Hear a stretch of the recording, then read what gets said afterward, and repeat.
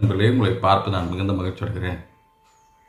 எரேமியா தினத்துக்கு 2ஆம் அதிகாரம் 2ஆம் வசனத்தை பார்க்கும்போது, உன் இள வயதின் பக்தியும் என்று ஆண்டவர் திருதர்சன வார்த்தையை சொல்லுகிறார். எருசலேமில் இருக்கிற ஜனங்களுக்கு திருதர்சை கொண்டு அவர் சொல்லுகிறார்.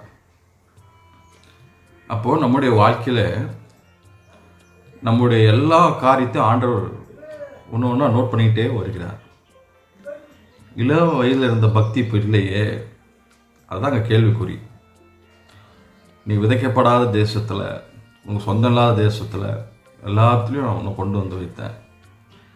ஆனால் அந்த ஆதியில் இருந்த அன்பு இப்போ இல்லையே, அந்த பக்தி வைராக்கியம் இப்போ இல்லையே. நம்முடைய வாழ்க்கையிலும் நம்ம கொஞ்சம் யோசித்து பார்க்கணும். முன்ன இருந்த ஆண்டவர்களுக்கு அன்பு இருக்குதா அப்போது, இல்லை கொஞ்சம் பின் வாங்கியிருக்குதா? நீங்கள் அநேகருக்கு பார்க்க பின் வாங்கியிருக்கணும்னா சூழ்நிலையின் நிமித்தமாக. சூழ்நிலைகள், உற்றார் உறவினர் நிகழ்ச்சிகள் இதெல்லாம் அப்புறம்தான். முதலாவது கர்த்தர். நம்முடைய வாழ்க்கையிலே கர்த்தருக்கு தான் முதல் பிளேஸ். இந்த உணர்தலும் கர்த்தர் ஆசீர்வாதம் பெற்றுக்கொண்டார்.